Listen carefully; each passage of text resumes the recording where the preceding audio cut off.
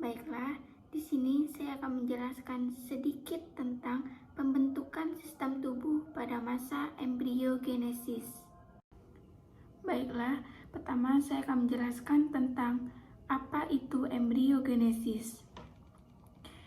Embriogenesis adalah rangkaian proses yang terjadi sesaat setelah terjadinya pembuahan sel telur oleh sperma.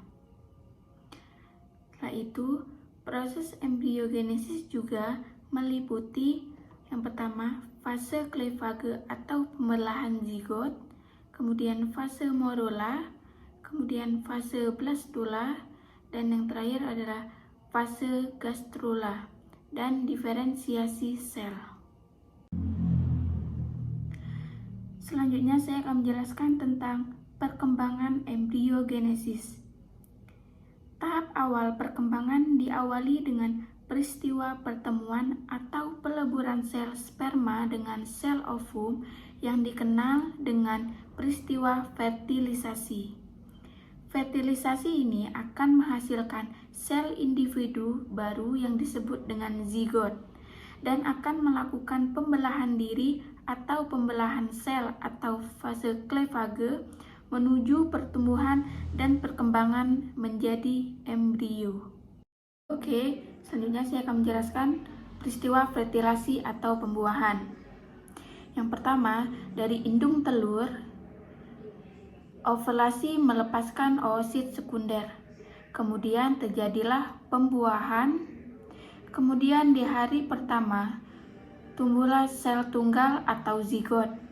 Kemudian di hari kedua, tumbuh 2 sel, kemudian di hari ketiga tumbuhnya 4 sel, kemudian di hari keempat tumbuh 16 sel, kemudian di hari kelima blastokista awal, kemudian di hari ke-6 dan ke-7 blastokista tahap akhir, kemudian di hari ke-8 dan 9 embrio memulai implantasi dan terjadilah pembentukan di endometrium dan rahim.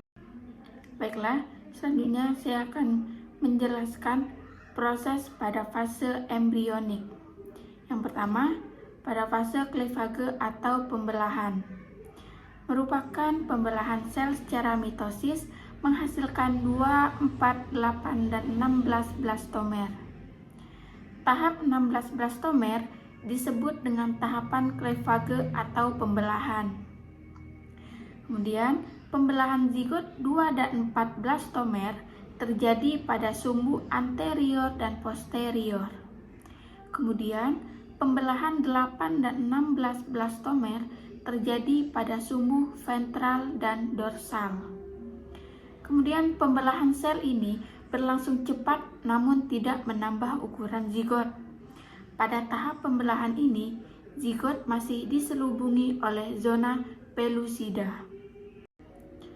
Yang kedua, fase morula. Terjadi setelah pembelahan zigot menjadi 16 sel. Terjadi pembelahan menjadi 32 sel yang disebut morula. Kemudian, fase morula merupakan bola padat yang penuh dengan sel-sel hasil pembelahan dan masih diselimuti oleh zona pellucida. Kemudian, blastomer terus mengalami pembelahan menjadi 64. Dan pembelahan terus berlangsung sepanjang saluran oviduk. Kemudian saya akan menjelaskan fase blastula. Setelah 4-5 hari, zigot berubah menjadi bola padat yang diikuti dengan migrasi sel-sel blastomer menuju vegetal pore, sehingga terbentuk rongga di bagian animal pore yang disebut blastokel. Tahapan menghasilkan blastosit, dan pada hari ke-6 atau 7 setelah fertilasi, blastosit siap berimplantasi di dalam dinding rahim atau uterus. Implantasi blastosit ke dinding endometrium memerlukan waktu yang sangat singkat. Lapisan zona pellucida melebur. Blastosit mengeluarkan enzim yang berpenetrasi ke dalam dinding endometrium untuk memudahkannya menempel di dinding tersebut.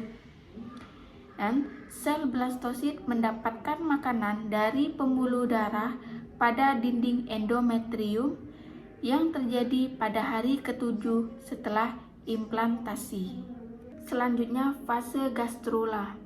Setelah blastosit berimplantasi, sel-sel trofoblast dari blastosit berinvaginasi ke dinding endometrium.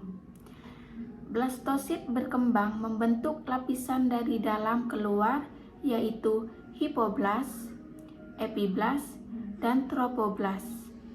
Selanjutnya, zigot memasuki fase gastrula dengan terbentuknya rongga gastrokol akibat involusi atau pelekukan bibir dorsal blastopor ke bagian dalam rongga blastokol. Involusi tersebut mengakibatkan terbentuknya rongga gastrokol atau arkenteron. Rongga arkenteron kelak akan menjadi saluran pencernaan. Bibir dorsal tempat involusi tersebut membentuk blatoporus yang kelak akan menjadi anus. Involusi sel-sel bibir dorsal ini akan terus mendesak rongga blastokol menjadi lebih sempit dan terbentuklah 3 lapisan embrional, yaitu ektoderm, mesoderm, dan entoderm. Nah, ini adalah proses pada fase embrionik. Yang pertama, sperma bertemu dengan ovum, kemudian sel membelah melalui proses mitosis. Kemudian sel membelah kembali dan terjadilah pembentukan lapisan embrional guna rancangan dasar tubuh. Dan selanjutnya tumbuhlah menjadi embrio. Kemudian saya akan menjelaskan tahapan perkembangan pada masa embrio. Yang pertama, pada bulan pertama sudah terbentuk organ-organ tubuh yang penting seperti jantung yang berbentuk pipa, sistem saraf pusat, otak yang berupa gumpalan darah, serta kulit. Embrio berukuran 0,6 cm. Kemudian, bulan kedua, tangan dan kaki sudah terbentuk, alat kelamin bagian dalam, tulang rawan atau kartilago. Embrio berukuran 4 cm. Kemudian, bulan ketiga, seluruh organ tubuh sudah lengkap terbentuk, termasuk organ kelamin luar. Panjang embrio mencapai 7 cm dengan berat 20 gram. Kemudian, di bulan keempat, sudah disebut dengan janin dan janin mulai bergerak aktif. Janin mencapai berat 100 gram dengan panjang 14 cm. Kemudian, di bulan kelima, janin akan lebih aktif bergerak, dapat memberikan respon terhadap suara keras dan menendang. Alat kelamin janin sudah lebih nyata dan akan terlihat bila dilakukan USG atau ultrasonografi. Di bulan ke-6, janin sudah dapat bergerak lebih bebas dengan memutar badan atau posisi. Kemudian di bulan ke-7, janin bergerak dengan posisi kepala ke arah liang vagina, memproduksi sel darah. Janin mulai berubah dan blastosis menjadi embrio berukuran 1,3 cm dengan kepala yang besar. Kemudian di bulan ke-8, janin semakin aktif bergerak dan menendang. Berat dan panjang janin semakin bertambah, seperti panjang 35 sampai 40 cm dan berat 2.500 sampai 3.000 gram. Dan di bulan ke-9, posisi kepala janin sudah menghadap liang vagina dan bayi siap untuk dilahirkan. Oke, ini adalah tahapan perkembangan pada masa embrio. Pertama, peristiwa terjadinya fertilasi. Kemudian, dari minggu pertama dan minggu kedua, yaitu terjadinya konseptus. Kemudian di minggu ketiga ke minggu keempat, di minggu ke-5, ke-6, ke-7, ke-8, yaitu terjadinya pembentukan embrio. Kemudian di minggu ke-9, 10, 11, dan 12, yaitu terjadinya pembentukan fetus atau janin. Oke, thank you.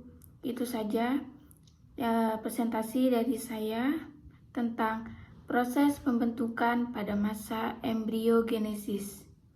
Saya akhiri. Wassalamualaikum warahmatullahi wabarakatuh.